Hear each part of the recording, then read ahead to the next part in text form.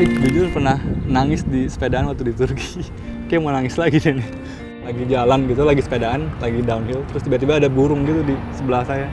Bener-bener pace-nya sama saya, kayak barengan gitu. Terus kayak apa ya, saya ngerasa seneng lihat burungnya, kayak bahagia banget tuh burung gitu, kayak bisa bebas, bisa apa ya, nentuin pilihannya dia.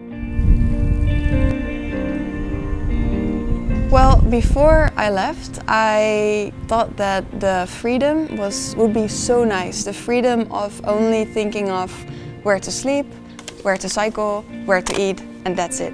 Because before I used to have a very busy life. I have my own business as a teacher and a writer. So I was really looking forward to just cycle without any pressure.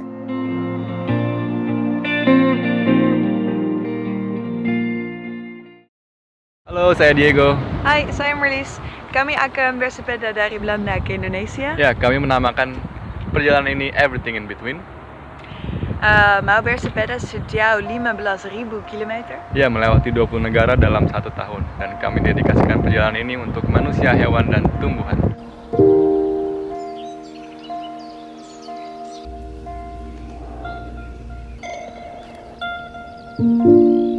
Di Eropa enak sih. Maksudnya itu waktu itu kayak kami berangkat setelah winter, jadi benar-benar musim semi dan bunga-bunga dimanapun gitu. Kayak kami punya peta tapi khusus pesepeda.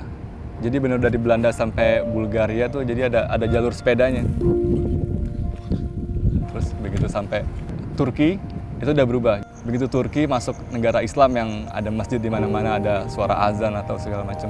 Dan orangnya juga beda-beda dan kulturnya beda banget.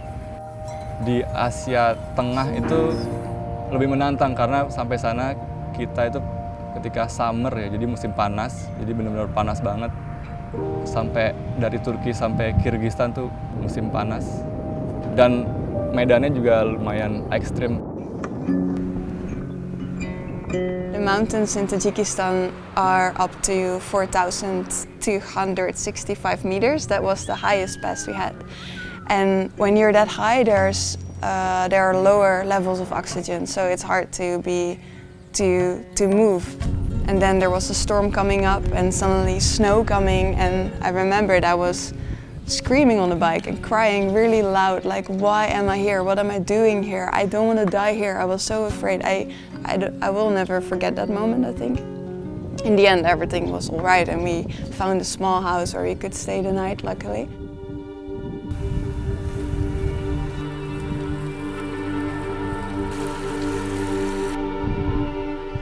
Cina dan sebenarnya begitu masuk Asia Tenggara, Vietnam dan lain-lainnya itu kayak lebih nyaman buat kita sih. Jadi penginapan banyak dicari, maksudnya tinggal ya ada berapa kota besar bisa masuk hotel dan makanan juga murah banget di pinggir jalan, jadi nggak perlu masak lagi. The most challenging things for me were dealing with the heat. Because I just cannot really stand the sun, because my skin is so white and I have a lot of freckles, so when the sun comes out it just burns and it's very painful and I cannot deal with it. And I have to say the traffic in Southeast Asia was another very challenging thing for me, because it's just not nice to cycle with the traffic. It's noisy, but it's also dangerous and there's a lot of things going on, so it's very tiring, I would say.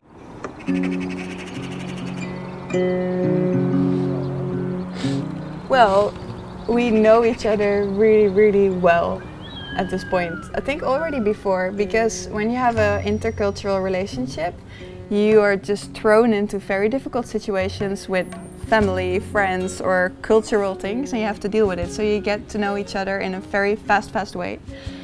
But with this trip, always being together 24/7, you get to know each other even more.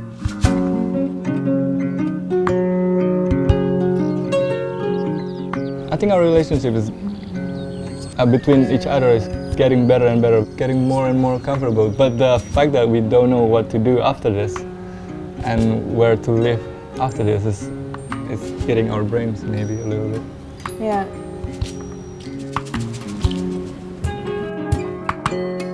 Sebenarnya kami berdua sebelum perjalanan ini kayak bingung apa sih makna hidup gitu, apa sih yang dicari sebenarnya.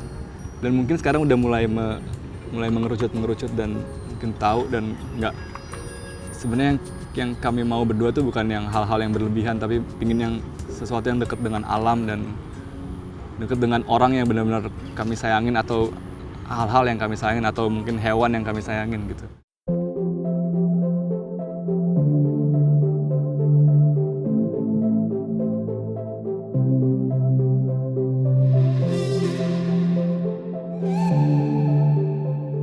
I think the definition of home is super cliche, but it's true. So home would be wherever the heart is.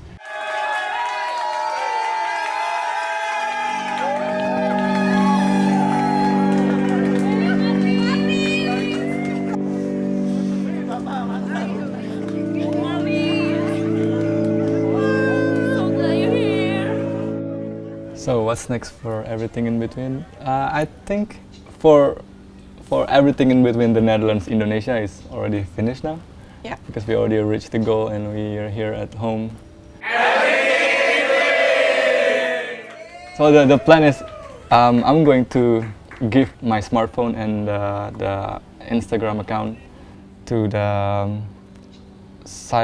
bicycle community in Sabang, and they have to pass the smartphone and Instagram account to the next city, and so on until the most west of Indonesia.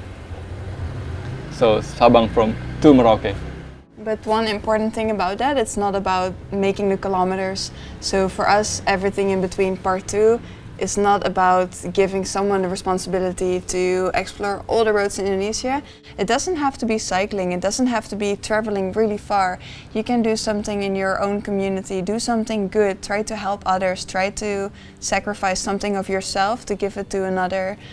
Try to see something new, try to live closer to nature, try to learn how our earth is not only humans' earth, but also for plants and for animals, and try to discover that.